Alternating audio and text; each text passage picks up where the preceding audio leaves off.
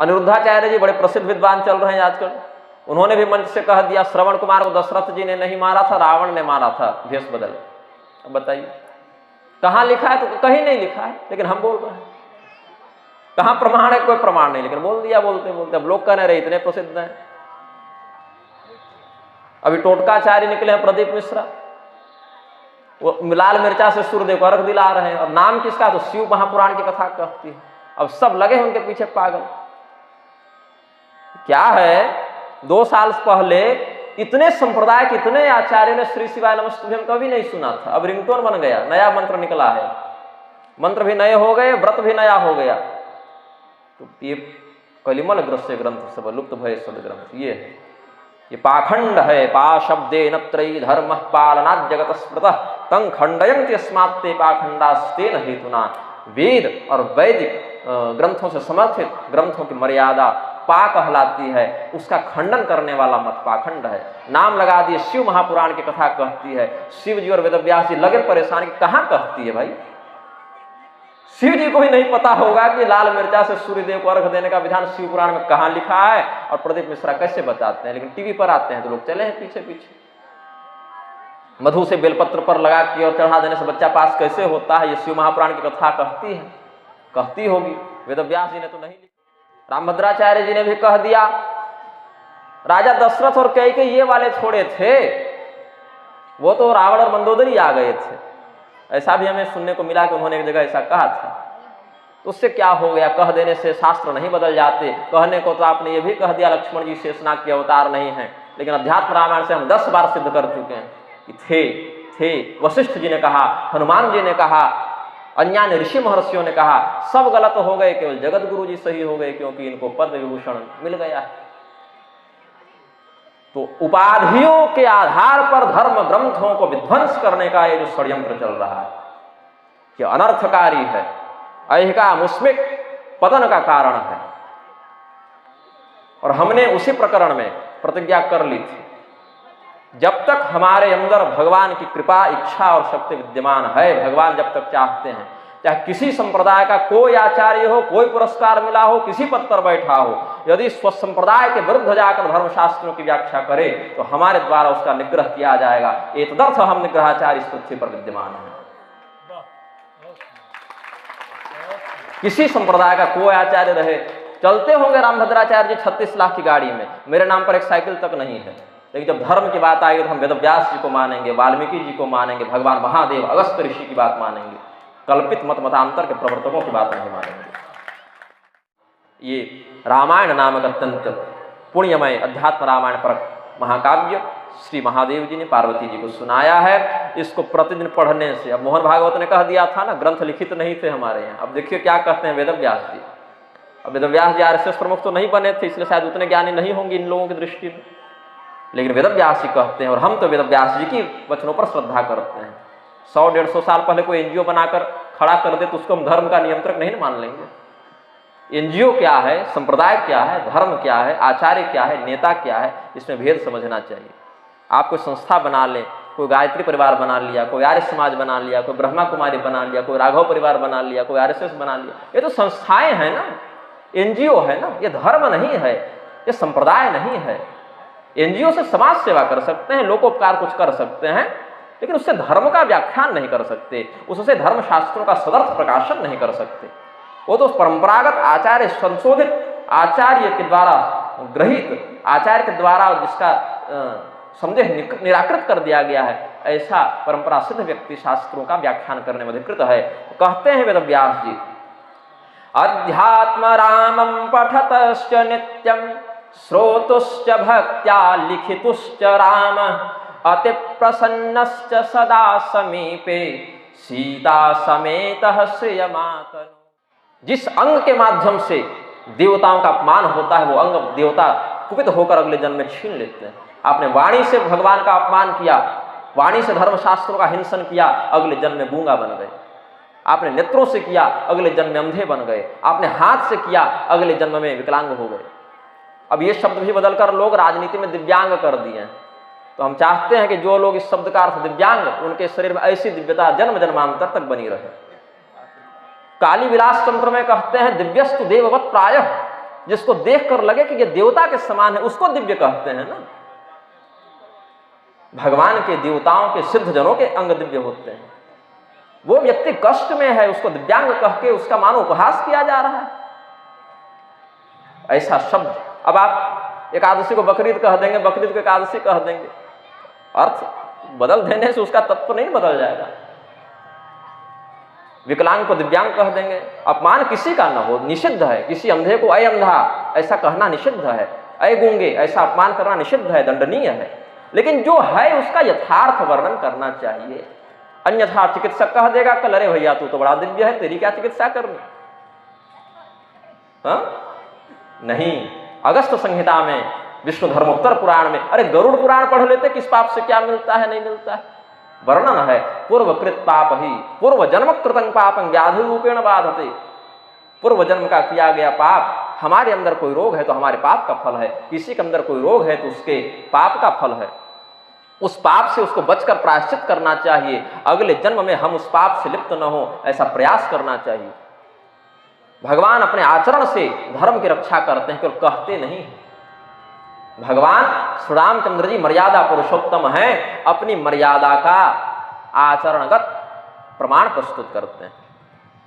हाँ, कुछ एक बात भगवान ने अपने ऐश्वर्य प्रकाशन के लिए, ईश्वरत्व को संसिद्ध करने के लिए, जीव से अपनी विशिष्टता को दिखाने के लिए किया है, जो मनुष्यों के द्वारा अनुकरणीय नहीं है।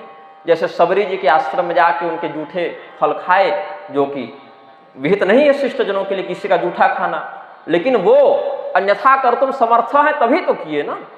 क्योंकि भगवान खाने को तो मिट्टी भी खाकर विश्वरूप दिखा दिए यशोदा जी को, और जब अर्जुन को विश्वरूप दिखाया तो दष्टा कराला निजते मुखानि दृष्ट्वैव काला नल सन्निभानि दिशो न जाने न लभेच सर्व प्रसीद देवी सजगन्निवास।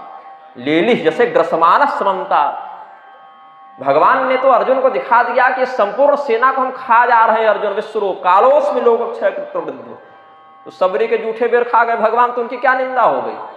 अब हमने प्रवचन में कल कहा था, तो इस पर बहुत बड़े बड़े विद्वान टूट पड़े हैं। अरे करपात्री स्वामी ने लिखा है कि नहीं खाई है, भैया लिखा है नहीं खाई है, लेकिन उन्होंने भुसुंडी रामायण के प्रमाणों का संदर्भ नहीं दिया, उसका विश्लेषण नहीं किया। भुसुंडी रामायण के प्रमाण के आधार पर तो खाई है, स्पष्ट वर्णन है वहां पर, हाँ है ना। भगवान ने कितनी बार कहा भिल्ल कन्यके भिल्ल पुरंध्री शबर कन्यके भिल्ल सुंदरी किरातिनी किरात वंश प्रभवापी, ऐसे वर्णन आए हैं। अगस्त जी ने कहा, श्री रामचंद्र जी ने कहा, स्वयं ब्रह्मदेव ने कहा, भुसुंडी जी को कहा सबरी जी भीलनी थी। पूरा विश्व जान रहा है कि सबरी जी भीलनी थी, लेकिन अब के विद्वानों को क्या, नहीं हम ब्राह्मण बना के छोड़ेंगे, सबरी जी को ब्राह्मण सिद्ध कर देंगे। और धर्मशास्त्रों की बात करो तो अब क्या हो गया है, यदि धर्मशास्त्र हमारी बात का समर्थन करते हैं तो हम उनको मानेंगे, और अगर नहीं करते हैं तो या तो अप्रामाणिक कह देंगे या तो मनमाना अर्थ बदल देंगे। भगवान श्री रामचंद्र जी के रूप में भी और श्री कृष्णचंद्र जी के रूप में भी बहुत सी ऐसी लीलाएं हैं जो ऊपरी नजर से समझ में नहीं आती। उनको समझने के लिए जो सबसे बड़ा माध्यम है वो है भगवान के प्रति अटूट श्रद्धा, अटूट विश्वास। मनुष्य कितना नीच हो गया है, मैं धिक्कारता हूं ऐसे मनुष्यों को। अभी किसी व्यक्ति के ऊपर केस मुकदमा हो जाए तो पहले क्या करेगा बोलिए, वकील खोजेगा, थोड़ा रुतबे वाला है तो सीधे जज को खोजेगा, है ना, यही है ना। मैं कहता हूं कड़वा, कम रुतबा वाला है तो वकील को खोजेगा, अधिक रुतबा वाला है तो जज को खोजेगा, भगवान को कोई नहीं खोजेगा। जब हर प्रकार से व्यक्ति हार जाएगा तब विकल्प में भगवान के पास जाता है, तब कहेगा जो सतबार पाठ कर कोई छूटे बंदी महासुख कोई वहां लगेगा। भगवान हृदय में बैठे, वो उन पर ध्यान नहीं जाता। 10 किलोमीटर दूर बैठा वकील को फोन चला जाता है। हृदय के भगवान नहीं दिखते तुमको? जो परमात्मा सर्वसमर्थ तुम्हारे हृदय में बैठे हुए हैं। हमारे ऊपर जब रामभद्राचार्य के शिष्यों ने केस किया, मुकदमा किया, हमने कोई जज वकील को फोन नहीं किया, हमने भगवान का स्मरण किया, और मेरी अरेस्टिंग होने वाली थी, 3 घंटा में निरस्त भी हो गई, हमको कुछ नहीं करना पड़ा। भगवान रक्षक हैं, उन पर विश्वास करो। द्रौपदी को बचाने वकील और जज नहीं आए थे। उत्तरा के गर्भ पर जब प्रहार किया अश्वत्थामा ने तो वो किसी पुलिस के पास नहीं गई थी। हाँ ठीक है, भगवान ने संसार को चलाने के लिए प्रशासन भी बनाया है, न्यायपालिका भी बनाई है, सब है, लेकिन पहले भगवान को विकल्प में मनुष्य को रखना चाहिए। और भगवान को ही निवेदन करना चाहिए कि हे प्रभु, आपके द्वारा ही ये सभी जीव संचालित हैं, हम ये कार्य करने जा रहे हैं, इसके कर्ता धर्ता आप हैं, ऐसा कह के जाना चाहिए। लेकिन नहीं, पहले डॉक्टर के पास जाएंगे, वकील के पास जाएंगे, हमारी बीमारी का इलाज कर दो, और जब हर प्रकार से हार जाएंगे तो कहेंगे अब मृत्युंजय जाप कराना है, क्योंकि डॉक्टर ठीक नहीं कर पा रहा है। मतलब विकल्प में, सेकेंडरी ऑप्शन में आप रख रहे हैं भगवान को। 5 साल के लिए जो सांसद बना है, विधायक बना है, उसका फोन आ जाए, कोर्ट से नोटिस आ जाए, सब काम छोड़कर चले जाते हैं। लेकिन कथा सुनने की बात आती है तो 10 प्रकार के काम याद आ जाते हैं आपको, और चाहते हैं कि भगवान हमेशा आपकी एक प्रकार पर खड़े रहें। तो कैसे खड़े रहेंगे? अगर एक थाना से फोन आ जाए, विदेश में रहेंगे तो कूद कर पहुंचेंगे आप, लेकिन टाल मटोल करते रहते हैं धर्म कार्य में कि अरे अगली बार करेंगे, ऐसे करेंगे, अब ये प्रपंच हो गया, वो हो गया। जो भावबंधन से छुड़ाने वाले हैं उनके प्रति ऐसी उपेक्षा, फिर कहते हैं हिंदू समाज टूट रहा है, हिंदू समाज बच नहीं रहा है। बचाने का जो विकल्प शास्त्रों ने दिया, उन शास्त्रों को नकली बोलते हो, प्रक्षिप्त बोलते हो, मिलावटी बोलते हो। जो ईश्वर हृदय में बैठा हुआ है उसको छोड़कर बाहर के मरण धर्मा के 5 साल 10 साल में सत्ता जिनकी चली जाएगी, उनकी चापलूसी करते हो। जो त्रिभुवन नियमता है उसके प्रति इतना विश्वास नहीं। हनुमान जी के भाव को समझिए, सुग्रीव जी के भाव को समझिए, विभीषण जी के भाव को समझिए। कोई नहीं आया, विभीषण जी लात मारकर लंका के राज्य को आ गए, और भगवान ने फिर दे भी दिया। जिसको छोड़कर आए भगवान ने दे दिया। रक्षक और संहारक केवल भगवान है। किसी अन्य व्यक्ति में क्षमता नहीं कि वो किसी का संहार कर दे, और किसी अन्य व्यक्ति में क्षमता नहीं किसी को बचा ले। यदि भगवान चाहे तो वो बचेगा, भगवान चाहे तो वो मरेगा। यही कारण है अश्वत्थामा ने परीक्षित को मारने का प्रयास किया। अश्वत्थामा स्वयं चिरंजीवी हैं, शिव जी के अवतारे हैं शिव पुराण के अनुसार। ब्रह्मास्त्र चला दिया, भगवान बोले देखते हैं क्या कर लेते हो। हाँ, ब्रह्मास्त्र का महात्म्य था, परीक्षित का शरीर निष्प्राण हुआ है, मृत ही जन्मे, लेकिन भगवान ने रक्षा की तो विष्णुरात नाम पड़ गया, पुनर्जीवित कर दिया। ठीक है, मारो तो, लेकिन हम उसको पुनर्जीवित कर देंगे। और भगवान ने कहा हिरण्यकशिपु को, अरे चाहे जितने वरदान ले लो, हम मारने पर आ जाएंगे तो मारकर ही दम लेंगे, तुम्हें कोई बचा नहीं सकता। तो भगवान को सर्वोत्तम, या मैं तो कहूँ एकमात्र रक्षक, सर्वोत्तम भी नहीं, उसमें भी श्रेणी बन जाएगी, एकमात्र रक्षक जानना चाहिए। भगवान की शरणागति ग्रहण करनी चाहिए।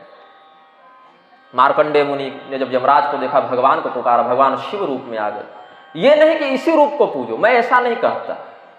आजकल बहुत से लोग, अरे कृष्ण छोटे हैं केवल राम को भजो, अरे राम छोटे हैं केवल कृष्ण को भजो। नहीं, आपका काम है भगवान को भजना। अब भगवान साड़ी पहन कर आए तो दुर्गा समझकर प्रणाम कर लेना, भगवान पीताम्बर पहन के आए तो नारायण समझकर प्रणाम करना, भगवान दिगंबर आ जाए तो महादेव समझकर प्रणाम करना। आना उन्हीं को है। वो किस यूनिफॉर्म में आएंगे ये तो उनकी इच्छा है, आएंगे वही। किसी भी एक शास्त्रीय रूप पर निष्ठा करो, वही रूप भगवान तुम्हारे लिए प्रस्तुत कर देंगे। अपने संप्रदाय के महत्व को बढ़ाने के लिए बिल्कुल नहीं। परशुराम कल्प सूत्र में कहा अपने संप्रदाय पर विश्वास और दूसरे संप्रदाय के प्रति सौहार्द। परशुराम जी ने यह सूत्र दिया। और क्या कहते हैं, अब कहें किस लोक से मुक्ति होगी, गोलोक बड़ा है कि साकेत बड़ा है कि वैकुंठ बड़ा है। देखिए, एक ही कंपनी का टीवी 10 लोग खरीद लीजिए, एक ही कंपनी का केबल भी ले लीजिए, लेकिन चैनल अलग अलग लगा दीजिए। एक ही कंपनी का टीवी और केबल अलग अलग दृश्यों को दिखाने लग जाता है। या एक ही टीवी में चैनल बदलते रहिए तो वही टीवी अलग अलग दृश्यों को दिखाता है ना। तो मुंडमाला तंत्र में कहते हैं शिव जी, रुद्रस्य चिंतनाद रुद्रो विष्णु स्याद विष्णु चिंतनाद। उस परब्रह्म का आराधन करो, वो परब्रह्म तुम्हारे लिए रुद्र बन जाएगा और तुम्हें अपने में मिलाकर रुद्रवत कर लेगा। उसको विष्णु समझकर आराधना करो, वो तुम्हारे लिए विष्णु बनकर आ जाएगा, तुम्हें अपने आप में विष्णु के स्वरूप में मिला लेगा। परम पद वही है। आपने यदि उस परब्रह्म की आराधना विष्णु रूप में की तो वही परब्रह्म आपके लिए नारायण बन जाएंगे, उनकी शक्ति आपके लिए लक्ष्मी बन जाएंगी, उनके परिकर आपके लिए शंख चक्र गदा पद्म धारण करके हो जाएंगे और वो परम पद आपके लिए वैकुंठ हो जाएगा। वही परब्रह्म यदि आपके द्वारा भगवान शिव के रूप में पूजित हुआ है तो वही परब्रह्म आपके लिए दिगंबर धारण करके, दिगंबर स्वरूप में या व्याघ्र चर्म धारण करके आ जाएंगे। उस समय उनका नाम शिव हो जाएगा, रुद्र हो जाएगा, महादेव हो जाएगा। उनकी शक्ति भगवती पार्वती के रूप में, गिरिजा के रूप में, अन्नपूर्णा के रूप में, भवानी के रूप में आ जाएगी। उनके रुद्र गणों का प्रारूप धारण करके उनके पार्षद आ जाएंगे, भक्त आ जाएंगे। वही यदि गणेश के रूप में पूजित है तो आपके लिए चिंतामणि लोक हो जाएगा, वही भगवती के रूप में पूजित है तो मणिद्वीप बन जाएगा, वही परब्रह्म जब श्री राम के रूप में पूजित होता है तो परब्रह्म का वह लोक आपके लिए साकेत बन जाता है, और वही परब्रह्म जब कृष्ण के रूप में पूजित होता है तो उसी में आपको गोलोक का दर्शन होने लगता है। मर कर जाओगे मिलेगा वही, जैसा वॉलपेपर मोबाइल में रहेगा वैसा ही वहां सीन दिखेगा। हाँ, अब इससे सरल नहीं समझा सकता हूं। तो अगर आपने उनकी आराधना की विष्णु के रूप में और हमने राम के रूप में आराधना की, पहुंचना दोनों को वही है। हम जब देखेंगे तो हमें वो विष्णु के रूप में दिखेंगे, आपको राम के रूप में दिखेंगे। हम उस स्थान को वैकुंठ कह देंगे, आप उस स्थान को साकेत कह देंगे। हाँ, कहीं कहीं शास्त्रों में ऐसे वचन हैं तुलनात्मक देवताओं में, ताकि हमारा भक्त हमारे प्रति अनन्यता को स्वीकार करे। ये अब कुछ भक्त क्या है, जैसे भगवान नारायण के भक्त हैं, कहेंगे हम अनन्य भक्त हैं, भगवान नारायण के अलावा किसी को जानते नहीं, महादेव की पूजा नहीं करते, गणेश जी को नहीं पहचानते, दुर्गा देवी से कोई संपर्क नहीं। क्यों? हम नारायण के अनन्य भक्त हैं। अनन्यता तब नहीं है जब आपको भगवान नारायण के अलावा कोई दिख ही रहा है तो कैसे अनन्यता? वहां तो बहुत से हैं, अनन्य कहाँ रहे? अन्य अन्य अन्य को जब दिख ही रहे तो अनन्य कहाँ रहे आप? तब वहां पर रुद्र हृदयोपनिषद ने कहा, वेद भगवान ने कहा, उमा शंकर योर्योग सयोगो विष्णुरुच्यते। भगवती पार्वती और भगवान महादेव जब एक हो जाते हैं उसी संयुक्त स्वरूप को विष्णु कहते हैं, ये वेद ने कहा। तो आप कैसे विष्णु की आराधना कर रहे हैं कि आपको महादेव में विष्णु नहीं दिख रहे, भगवती दुर्गा में नारायण नहीं दिख रहे? अनन्य भक्त वह है, चाहे वो भगवान महादेव को देख ले, चाहे वो दुर्गा जी को देख ले, चाहे वो गणपति को देख ले, चाहे वो सूर्यदेव को देख ले, उनको नारायण ही दिखने चाहिए, तब अनन्यता जाने। और ये अनन्यता तब पुष्ट होगी जब देवताओं में नहीं, सी राममय सब जग जानी, वासुदेव सर्वमिति जो माम पश्यति सर्वत्र सर्वं च मयि पश्यति, अपना इष्ट सब में दिखने लगे तो अनन्यता सिद्ध है, ऐसा जानो। ये नहीं कि अरे उधर हमारा इष्ट नहीं वहां से आंख बंद कर लो, इधर हमारा इष्ट नहीं यहां से आंख बंद कर लो, तो इष्ट कभी नहीं मिलेंगे। जो है उसमें हमारे इष्ट हमारे भगवान ही प्रतिष्ठित हैं, ऐसा भाव रखेंगे तो सरलता से ये माया स्वयं आपको मायापति के पास पहुंचा देगी। विद्या और अविद्या दो है ना, यही अविद्या आपके लिए विद्या का स्वरूप धारण करके मायापति तक पहुंचा देगी। माँ ही पिता का परिचय देती है। भगवान श्री रामचंद्र जी अपने अश्वमेध यज्ञ को पूर्ण करते हैं, उसी अश्वमेध यज्ञ में भगवती सीता का आगमन होता है। उन्होंने शपथ की है, रामादन्यं यथाहं वै मनसापि न चिंतये। मन से भी हम भगवान श्री रामचंद्र जी के अतिरिक्त किसी का चिंतन नहीं करते। जो भी है हमारे लिए वो श्री राममय है, सब कुछ श्री राममय है। भगवान का केवल भौतिक विग्रह ये जो शरीर है यही नहीं, अब तो सब कुछ हमारे लिए श्री राम है। श्री राम के अतिरिक्त हमने किसी का चिंतन किया ही नहीं। अब बताइए, भगवती सीता यदि भोजन कर रही हैं तो क्या उनको भगवान के अलावा भोजन का चिंतन नहीं हुआ? होना चाहिए ना। जब भगवती सीता पानी पी रही हैं तो उस जल में उनको जल की दृष्टि होनी चाहिए, लेकिन नहीं, मेरे श्री राम ही जल में, अग्नि में, वायु में, अन्न में सर्वत्र श्री राम है। श्री राममय सब जग जानी। और सब जग में तो मनुष्य भी आ जाता है, पशु भी आ जाता है, संत भी आ जाता है, डकैत भी आ जाता है, विष्ठा से लेकर अमृत तक सब सर्वं ब्रह्ममयम जगत।